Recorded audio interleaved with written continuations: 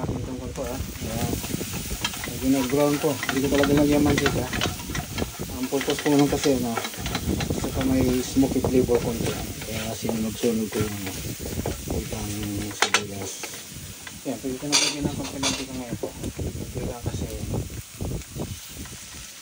pag mantika rin yung manok po ganyan po. Yan po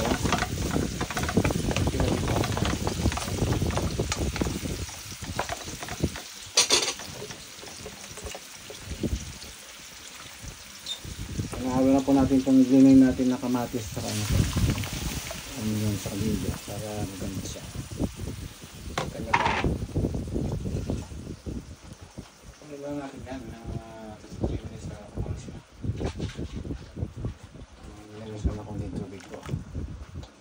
Ilisa.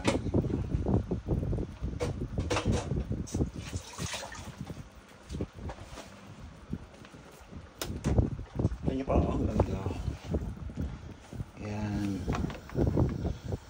Kanya pa, ayan ganda-ganda niya, ganda ng kulay pati. Hindi mo na ako maglalagay ng mga powder po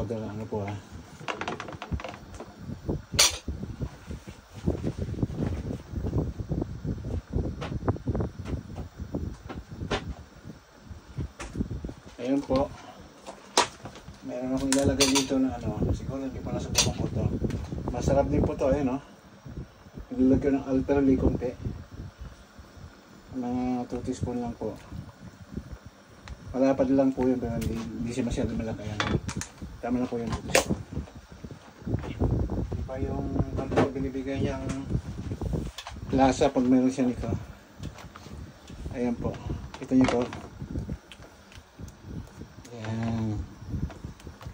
Kita niyo kaibigan, ganda na. Ayan.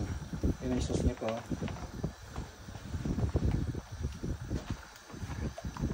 Pinakasos pala niya po yan wala pa yung manok niya po para lang ganda. Gigisa muna kahit paano. Ayan. Yan po.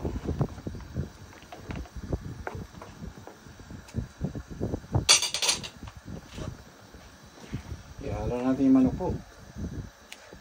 Ayan. Ayan.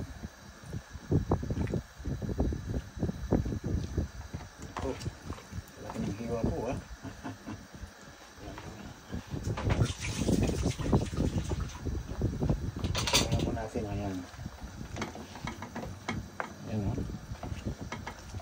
Kita niyo po.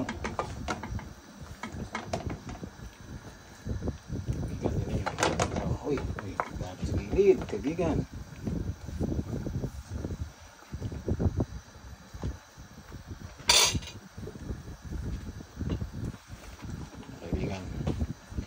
Ayan. Ito. Kumukulong masyado po. May pakita ko sa inyo po pagka okay na. Magandang gabi muli sa atin lahat po.